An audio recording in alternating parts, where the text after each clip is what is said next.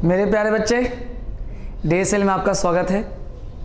और हम लोग यहाँ पे आज प्रीपोजिशन के कुछ पॉइंट्स दूंगा जिसमें एग्ज़ाम में बहुत बार पूछे जाते हैं और बच्चे कंफ्यूज कर जाते हैं। ठीक है, तो यहाँ पे बहुत इंपॉर्टेंट पार्ट लेकर आया हूँ मैं आपके लिए।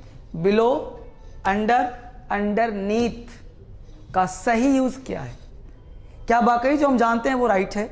इसका रियल यूज़ कैसे किया जा सकता है? बच्चे इसमें कंफ्यूज कर जाते हैं, नहीं समझ पाते। देखते हैं करके हम लोग। ठीक है, वापस बिलो, अंडर, अंडरनीथ, ये सब आपका प्रीपोजिशन है, राइट? तो प्रीपोजिशन है तो इसका यूज़ क्या होगा देखते हैं करके फटाफट। पहले बेसिक फिर एडवांस देखते हैं। बिलो, अंडर, अंडरनीथ, ये तीन वर्ड है। ये तीनों का हिंदी होता है किसी चीज़ से नीचे, राइट? देखते हैं करके। जैसे मान लो ये सामान है, एक वस्तु है, ठीक है? तो किसी वस्तु के नीचे कोई वस्तु हो, ये वस्तु है, इससे नीचे है कि नहीं बोलो, है ना? टच कर रहा हो, चाहे टच नहीं कर रहा हो, जब कोई वस्तु किसी वस्तु के नीचे है तो उसके लिए हम लोग बिलो का प्रयोग करते हैं। जब कोई वस्तु किसी वस्तु से नीचे हो तो उसके लिए बिलो का प्रयोग करते हैं, टच करे या टच ना करे। क्लियर है? जैसे मान लो मेरे सर के ऊपर फैन लगा है, तो फैन लगा है तो हम फैन के नीचे बैठे हैं ना, तो क्या बोलेंगे? वी आर, वी हम लोग, we are below the fan, हम लोग फैन के नीचे हैं। आपने सुना होगा पॉवर्टी लाइन, गरीबी रेखा, तो क्या कह सकते हैं? They are below the poverty line, वो गरीबी रेखा से नीचे है। तो नीचे मतलब सिर्फ नीचे। C is below average in beauty, सुंदरता से नीचे है। तो ये सबका मतलब होता है सिर्फ नीचे, कम, कम है, नीचे है, बिलो का प्रयोग करना। यानी बिलो वर्ड अबव का उल्टा है।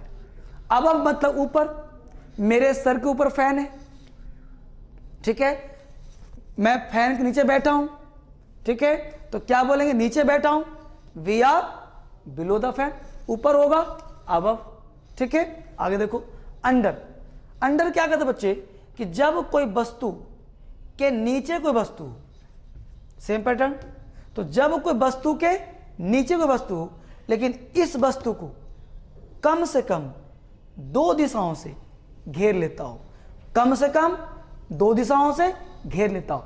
कम से कम बोला हूं, कम से कम दो, अधिक से अधिक तुम पूरा घेर दो ना भाई, क्या दिक्कत है? तुम पूरा घेर जाओ, तो कम से कम दो दिशाओं से घिरा हो तो हम लोग अंडर का प्रयोग करेंगे। क्लियर? यानी अंडर का प्रयोग तब होगा जब घिरावट हो। अब घिरावट का मतलब कोई जरूरी नहीं कि बाउंड्री दीवार हो। जैसे हम लोग खुले मैदान में, गिरावट वहां भी हो सकता है। जैसे मान लो कहीं भी गिरावट हो, वहां भी हो सकता है, लेकिन एक बाउंड्री होना बेहद जरूरी है।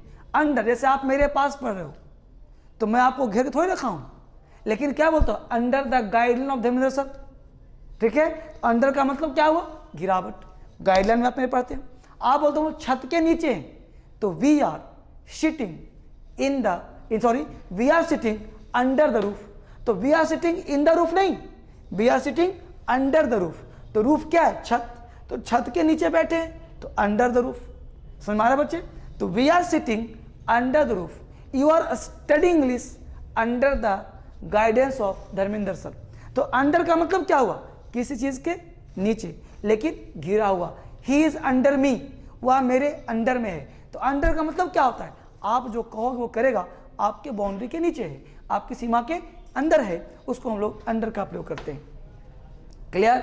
जैसे बोलते हैं the river is flowing under the bridge, तो पुल जो है रिवर को दो दिशाओं से घेर लिया। इसका मतलब कि अंडर ओवर का अपोजिट है। ओवर भी सेम प्रयोग, जब कोई वस्तु ऊपर है तो ओवर, नीचे है अंडर। इसका भी एक वीडियो बनाऊंगा ओवर का भी, आप सर्च कर लेना। तो अंडर, ओवर, तो अंडर मतलब के नीचे, ओवर मतलब के ऊपर। जैसे छत सर के ऊपर है, तो ऊपर है तो ओवर आ गया।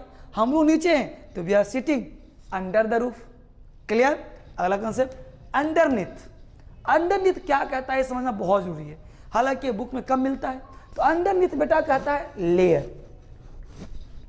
एक लेयर की तरह। जैसे मान लो कि यह कोई सामान है, अब इसके नीचे कोई सामान है, राइट।